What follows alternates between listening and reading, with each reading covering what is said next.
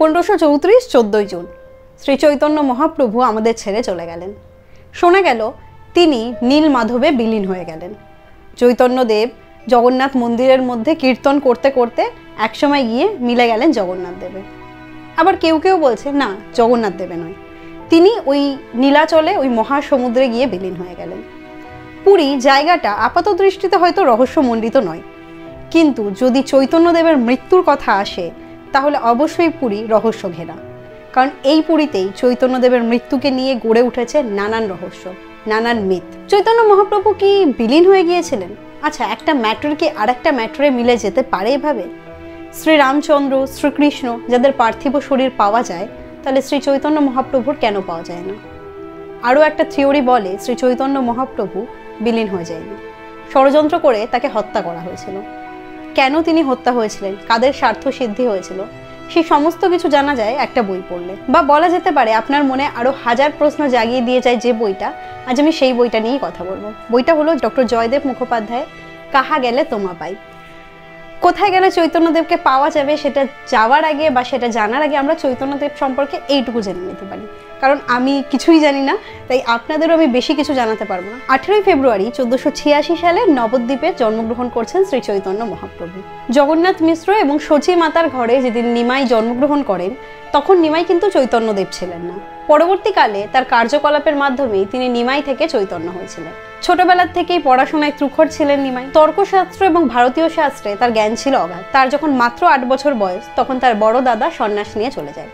এরপর কম বয়সে তার বাবাও মারা যায়। সংসারের হাল ছোট বয়স থেকেই নিমাই তার কাঁধের উপর তুলে নেয়। ছোটবেলাতেই তার বিয়ে হয় লক্ষ্মীপ্রিয়া দেবীর সঙ্গে, কিন্তু লক্ষ্মীপ্রিয়া দেবীও মারা যায়। আসলে চৈতন্যদেবের মায়ের মনে সবসময় ভয় কাজ করতো চৈতন্যদেব হয়তো তার দাদার মতনই সন্ন্যাস নিয়ে চলে যাবেন। তাই ছেলেকে সংসারের বন্ধনে বাঁধার জন্য তিনি আবারও বিয়ে দিলেন বিষ্ণুপ্রিয়া দেবীর সঙ্গে। কিন্তু নিয়তির লিখন কেই বা খণ্ডাতে পারে, চৈতন্যদেব সন্ন্যাস নিলেন। বিষ্ণুপ্রিয়া দেবীকে এবং তার মাকে নবদ্বীপে ফেলে রেখে তিনি প্রথমে শান্তিপুর এলেন, এরপর গিয়ে পৌঁছালেন মায়ের আদেশেই নীলাচলে। তারপর সেখান থেকে ভারতের বিভিন্ন জায়গায় তার ধর্ম প্রচার করলেন। আচ্ছা, তার ধর্মটা কি ছিল?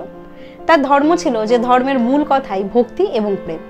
ভক্তির মাধ্যমে, প্রেমের মাধ্যমে তিনি সমস্ত মানুষকে মাতোয়ারা করেছিলেন। তিনি প্রচলন করেছিলেন একটা নতুন ধারা। সঙ্গীতের এই ধারা কীর্তন নামে পরিচিত। এই কীর্তনের মাধ্যমেই ভগবানের প্রতি মানুষ তার প্রেম ব্যক্ত করছেন। ভক্তি এবং প্রেমের দ্বারা ভগবানকে লাভ করার এক চেষ্টা করা হচ্ছে। চৈতন্যদেব দ্বারা সংগঠিত এই ভক্তিবাদী আন্দোলনের সূত্রপাত নবদ্বীপে হলেও পরবর্তীকালে তার সারা বাংলা তথা সারা ভারতেও ছড়িয়ে পড়ে। চৈতন্য মহাপ্রভুর সময়কালে যদি আমরা তাকাই, তাহলে দেখব বাংলায় তখন এক অস্থির পরিবেশ চলছে। রাজনৈতিকভাবে বাংলা তখন ভীষণ টালমাটাল অবস্থার মধ্যে দিয়ে যাচ্ছে। কোনো শাসকই বেশি দিন সিংহাসনে টিকতে পারছেন না। এমতো অবস্থায় বাংলার অর্থনৈতিক বা সামাজিক বা শিল্পের বিকাশ যে থেমেছিল সেটা বলার অপেক্ষা রাখে না। জাতি বিভক্ত বাংলা, সেখানে সবাই নিজের স্বার্থের জন্য কাজ করে যাচ্ছে। সেই জায়গায় সমস্ত মানুষকে এক করে নিয়ে চৈতন্যদেব হয়ে উঠলেন সমাজের স্বার্থান্বেষী কিছু মানুষের চক্ষুশূল। ব্রাহ্মণ্য ধর্মের বিরুদ্ধে তিনি ভক্তিবাদী আন্দোলনের মাধ্যমে যেন এক আন্দোলন বা প্রতিবাদ গড়ে তুললেন। নিজে বর্ণে ব্রাহ্মণ হয়েও তিনি অনেক ব্রাহ্মণের চক্ষুশূল হয়ে উঠলেন। এবং তারপর যখন তিনি পুরী গেলেন, পুরী গিয়েও তার সেই একই মতবাদ, প্রেমের মাধ্যমে, ভালোবাসার মাধ্যমে, ভক্তির মাধ্যমে সমস্ত মানুষকে নিজের করে নিলেন। মানুষকে বোঝালেন রীতিনীতি বা যাগযজ্ঞ সর্বস্ব নয়, ভক্তির মাধ্যমেই তারা ভগবান লাভ করতে পারে। আবারও তিনি সেখানকার স্বার্থান্বেষী মানুষদের চক্ষুশূলে পরিণত হলেন। পুরীর পাণ্ডারা এবং আরও কিছু মানুষ যাদের স্বার্থে আঘাত লাগছিল, তারা ঠিক করে ফেললেন চৈতন্যদেবকে সরিয়ে ফেলতে হবে এই পৃথিবী থেকে। কারণ চৈতন্যদেব যদি থাকেন, তাহলে পুরীর রাজাকে যেমন তিনি নিজের ছত্রছায়ায় নিয়ে আসতে পেরেছেন বা নিজের এই ভক্তিবাদের দ্বারা প্রভাবিত করতে পেরেছেন, তেমনি মানুষ যদি ধীরে ধীরে এরকম প্রভাবিত হয়ে যায়, তাহলে তাদের স্বার্থ টিকিয়ে রাখা মুশকিল হবে। কিন্তু চৈতন্যদেবের মতো একজন ব্যক্তিকে যদি তারা খুন করে, তাহলে তাদের কি মানুষ ছেড়ে দেবে? প্রশ্নই ওঠে না।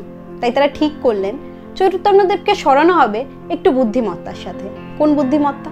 সেই বুদ্ধিমত্তা যেটায় ভারতের অনেক কাজ হয়ে যায়, অর্থাৎ সবকিছুর সাথে একটু ম্যাজিক বা একটুখানি আধ্যাত্মিক বা দৈব সংযোগ করা। তারা রটিয়ে দিলেন যে শ্রী চৈতন্য মহাপ্রভু তো মানুষ নন, ভগবান। অবশ্যই তার জীবিতকালেই তিনি মানুষ থেকে ভগবান হয়ে উঠেছিলেন, আর ভগবানের মৃত্যু কি করেই বা স্বাভাবিক হতে পারে?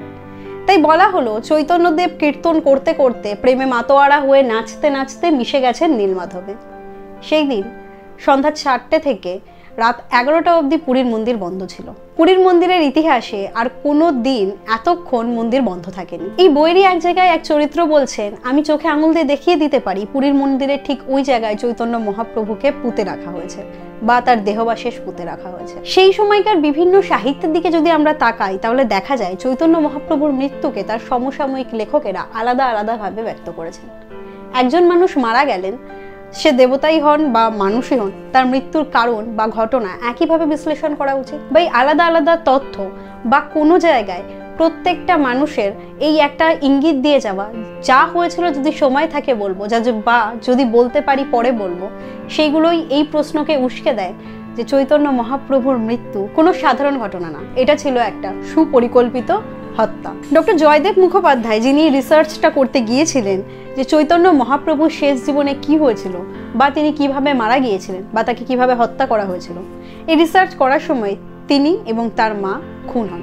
আসলে বলা ভালো রিসার্চ করার সময় নয়, এই রিসার্চ করার পর এই বইটা বেরোনোর পরে তিনি খুন হন। ভাবতে অবাক লাগে কি এমন তিনি লিখেছিলেন বা কি এমন তিনি পরবর্তী খণ্ডে প্রকাশ করতে চেয়েছিলেন যার জন্য তাকে এবং তার মাকে পুরীতেই হত্যা করা হয়। এর সেকেন্ড পার্ট কখনো আসবে না, আমরা কখনো জানতে পারবো না শ্রী চৈতন্য মহাপ্রভুর দেহাবশেষ পুরীর ঠিক কোথায় কোনখানে লুকিয়ে রাখা হয়েছে। কিন্তু এই বইটা পড়লে আপনার মনে এই প্রশ্ন অন্তত আসবে বা আপনি এটা ভাবতে বাধ্য হবেন, চৈতন্য মহাপ্রভুর মৃত্যুকে যেভাবে দেখানো হয় হয়তোবা সত্যি ছিল এর থেকে অনেকটা আলাদা। এছাড়াও চৈতন্য মহাপ্রভুর পরবর্তী জীবন সম্পর্কে আরও 2-3টে থিওরি এই বইতে দেওয়া আছে।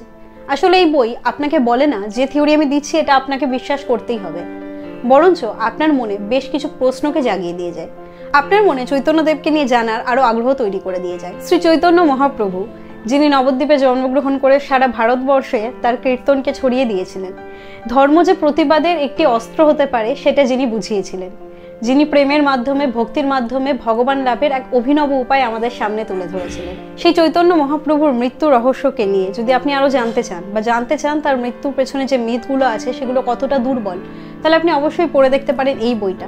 এবং এই বইয়ের সাথেই আপনি পড়ে দেখতে পারেন চৈতন্যদেবকে নিয়ে লেখা আরও বিভিন্ন বই, যেমন চৈতন্য ভাগবত, চৈতন্য চরিতামৃত, চৈতন্য মঙ্গল, যেগুলো পড়লে বা যেগুলো শেষ পড়লে আপনি বুঝতে পারবেন লেখক এখানে ঠিক কোন কোন সূত্রগুলো ধরেই এগিয়েছেন এবং সেই সমস্ত বইয়ের রেফারেন্স লেখক এখানে দিয়েছেন। যাদের চৈতন্যদেবের এই মৃত্যু রহস্য নিয়ে বিন্দুমাত্র মাথা ব্যথা নেই, তারা যদি টান একটা বই পড়তে চান, একটা উপন্যাস পড়তে চান, তাহলে অবশ্যই এটা পড়তে পারেন, কারণ এটাকে নন ফিকশন ফরম্যাটে লেখা নেই, এটাকে লেখা হয়েছে একদম উপন্যাসের একটা ফরম্যাটে, যেখানে আনন্দ বলে একজন পুরীতে যাচ্ছেন এবং তিনি বিভিন্ন চরিত্রের সঙ্গে বিভিন্ন মানুষের সঙ্গে দেখা করছেন যারা তাকে জানাচ্ছে চৈতন্যদেব সম্পর্কে অনেক কথা। এবং এটা টান একটা রোমাঞ্চ বা রহস্য উপন্যাস পড়ার মতনই আমার মনে হয়েছে। ওয়ান সিটিংয়ে শেষ করা যায় এই বইটা। প্রাচী প্রকাশনী থেকে প্রকাশিত এই বইয়ের মুদ্রিত মূল্য 200 টাকা, যে বইয়ের সেকেন্ড পার্ট কখনো আসবে না। আর এই একটাই আফসোস আমার যে লেখক 2টো পার্ট প্রকাশ করতে পারতেন একবারে। 150 পাতা এই বইটাকে না রেখে হয়তো 300, 400 বা 500 পাতা হতো, তাহলে হয়তো আমরা একটা সত্যি জানতে পারতাম, একটা নতুন দিগন্ত আমাদের সামনে খুলে যেত।